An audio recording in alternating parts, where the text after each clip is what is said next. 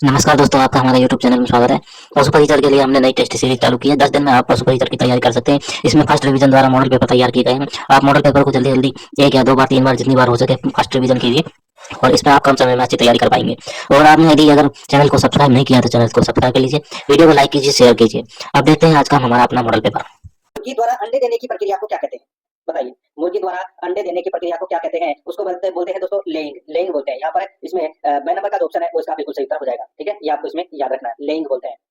आगे देखिए दोस्तों, यहाँ पे सेकंड नंबर का प्रश्न है, अंडे मांस तथा दूध में कौन सा विटामिन अनुपस्थित होता है या रहता है? बताइए, अंडे मांस तथा दूध में कौन सा विटामिन अनुपस्थित रहता है? तो दोस्तों देखिए, विटामिन ए रहता है, विटामिन है दोस्तों बी ये भी रहता है, विटामिन डी ये भी रहता है, लेकिन यहाँ पे विटामिन सी है, ये खट्टे पदार्थों में पाया जाता है। तो अंडे मांस और दूध में विटामिन सी नहीं पाया जाता। 6 नंबर का ऑप्शन बिल्कुल सही।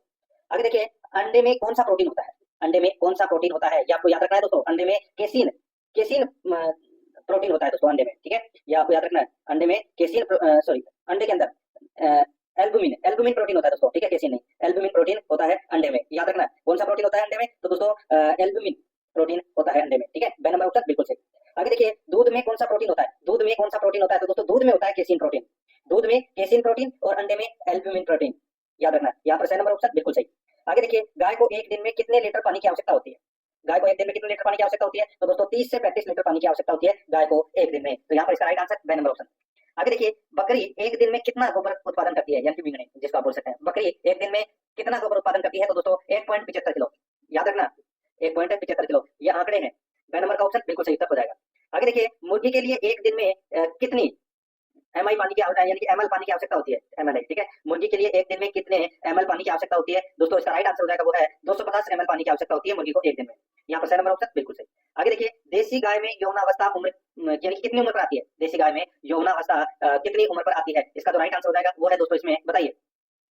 तो दोस्तों इसका राइट आंसर हो जाएगा वो है 18 से 24 माह है। तो यहाँ पर 6 नंबर का ऑप्शन बिल्कुल सही हो जाएगा। आगे देखिए, घोड़े का जीवन काल कितना होता है? घोड़े का जीवन काल कितना होता है? इसका राइट आंसर हो जाएगा वो है दोस्तों 20 वर्ष होता है घोड़े का जीवन काल। यहाँ पर 6 नंबर ऑप्शन बिल्कुल सही हो जाएगा, 20 वर्ष। आगे देखिए, कुत्ता का जीवन काल व यौनावस्था कितना है? कुत्ता का जीवन काल व यौनावस्था कितना है? इसका जो सही उत्तर हो जाएगा वो है दोस्तों कितना है? तो दोस्तों 10 वर्ष से तो कुत्ते का जीवन काल होता है और यौनावस्था है वो दोस्तों 7 से 10 माह होता है। तो यहाँ पर अपना ए नंबर का ऑप्शन राइट आंसर हो जाएगा। कुत्ते का जीवन काल 10 वर्ष का होता है और यौना अवस्था है वो दोस्तों 7 से 10 माह होती है। यहाँ पर अपना ए नंबर का ऑप्शन बिल्कुल सही। आगे देखिए, गाय एक दिन में कितने गोबर का उत्पादन करती है? बताइए दोस्तों, गाय एक दिन में कितने गोबर का उत्पादन करती है? तो दोस्तों राइट आंसर हो जाएगा 24 किलो। यहाँ पर बे नंबर का ऑप्शन बिल्कुल सही, 24 किलो। आगे देखिए, भैंस एक दिन में कितना गोबर उत्पादन करती है? बताइए, भैंस एक दिन में कितने गोबर का उत्पादन करती है? तो दोस्तों राइट आंसर हो जाएगा भैंस ज्यादा करती है, 32.5 किलो। यहाँ पर 6 नंबर का ऑप्शन बिल्कुल सही हो जाएगा। आगे देखिए, भेड़ बकरी को एक दिन में कितने लीटर पानी की आवश्यकता होती है? भेड़ बकरी को एक दिन में कितने लीटर पानी की आवश्यकता होती है? दोस्तों इसका जो राइट आंसर हो जाएगा वो है इसमें 5 से 10 लीटर पानी की आवश्यकता होती है दोस्तों भेड़ और बकरी को एक दिन में। ठीक है, बे नंबर ऑप्शन बिल्कुल सही। आगे देखिए, घोड़े के लिए एक दिन में कितने लीटर पानी की आवश्यकता होती है? दोस्तों राइट आंसर हो जाएगा घोड़े के लिए 36 लीटर पानी की आवश्यकता होती है दोस्तों। 6 नंबर ऑप्शन बिल्कुल सही।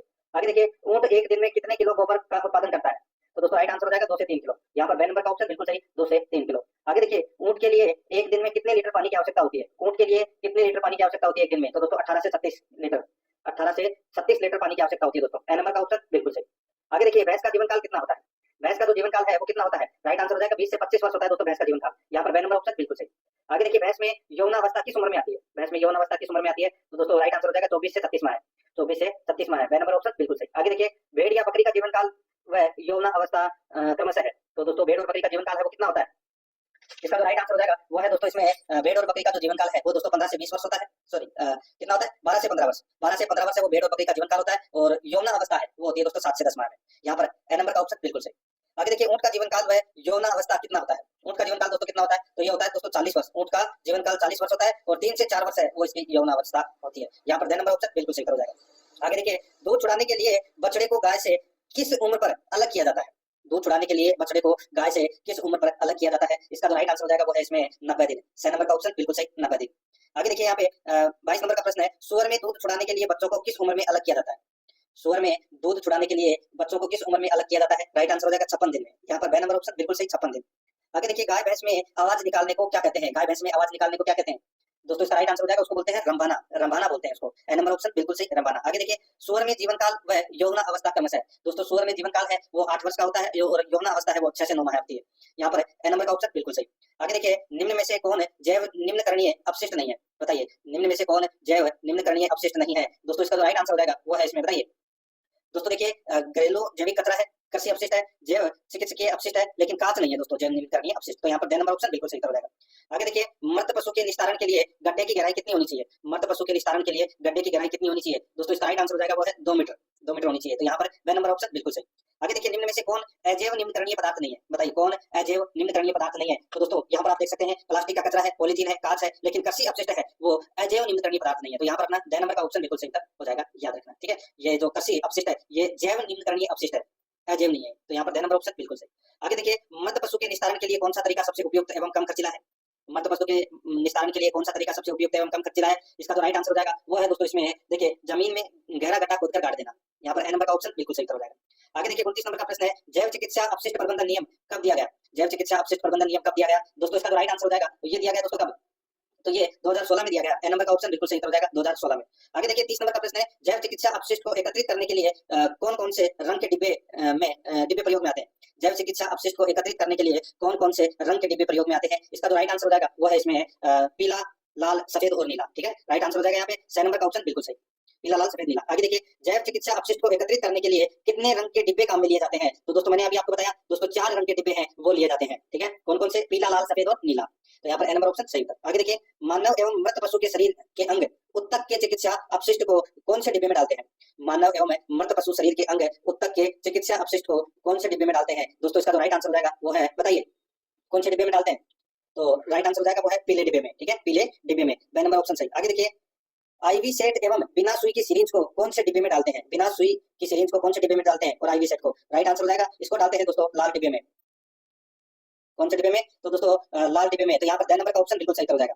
आगे देखिए सुइयां, स्केलपल ब्लेड एवं नुकीली वस्तुओं के अपशिष्ट को कौन से डिब्बे में डालते हैं? ठीक है, ये जैविक अपशिष्ट से संबंधित क्वेश्चन है दोस्तों। ये राइट आंसर हो जाएगा इसमें वो है ये दोस्तों नीला डब्बा में डालते हैं। द नंबर का ऑप्शन बिल्कुल सही। आगे देखिए दवा की खाली शीशियों, इंजेक्शन की खाली शीशियों एवं खाली एम्पुल के अपशिष्ट को कौन से डिब्बे में डालते हैं? दवा की खाली शीशियां, इंजेक्शन की खाली शीशियों एवं खाली एम्पुल के अपशिष्ट को कौन से डिब्बे में डालते हैं? इसका जो राइट आंसर हो जाएगा वो है इसमें इसको डालते हैं दोस्तों नीले डिब्बे में। यहाँ पर ए नंबर का ऑप्शन बिल्कुल सही। आगे देखिए संतुलित आहार के संबंध में निम्न में से कौन सा कथन असत्य है? कौन सा कथन असत्य है वो अपने को यहाँ पर बताना है। देखिए इसमें सभी पोषक तत्व एक उचित अनुपात में पाए जाते हैं, बिल्कुल सही बात है। इससे 12 घंटे की अवधि के दौरान पशु की समस्त पोषक संबंधी आवश्यकताओं की पूर्ति हो जाती है। तो दोस्तों यहाँ पे देखिए 12 नहीं, यहाँ पे 24 घंटे आना चाहिए था, ठीक है। 24 घंटे में समस्त पोषक संबंधित आवश्यकताओं की पूर्ति हो जाती है। तो यहाँ पर बे नंबर का ऑप्शन राइट आंसर हो जाएगा, क्योंकि ये कथन है वो इसमें गलत दे रखा है संतुलित आहार से संबंधित। तो यहाँ पर बे नंबर ऑप्शन बिल्कुल सही, बाकी इसमें सारे सही है। आगे देखिए संतुलित आहार के प्रमुख पोषक तत्व कौन से हैं? तो दोस्तों प्रमुख पोषक तत्व है कार्बोहाइड्रेट, वसा, विटामिन, खनिज लवण, प्रोटीन, जल। तो इसका राइट आंसर हो जाएगा उपरोक्त सभी। द नंबर ऑप्शन बिल्कुल सही। आगे देखिए जानवरों के शरीर में सर्वाधिक मात्रा किसकी होती है? जानवरों के शरीर में सर्वाधिक मात्रा किसकी होती है? तो दोस्तों ये होती है जल की। जल की सर्वाधिक मात्रा होती है जानवरों के शरीर में। यहाँ पर सी नंबर का ऑप्शन बिल्कुल सही हो जाएगा। आगे देखिए कैल्शियम तथा कैरोटीन के शरीर में अवशोषण में कौन सहायक है? कैल्शियम तथा कैरोटीन के शरीर में अवशोषण में कौन सहायक है? इसका जो राइट आंसर हो जाएगा बताइए कौन सहायक है? तो दोस्तों वो है वसा। यहाँ पर बे नंबर का ऑप्शन बिल्कुल सही हो जाएगा, वसा।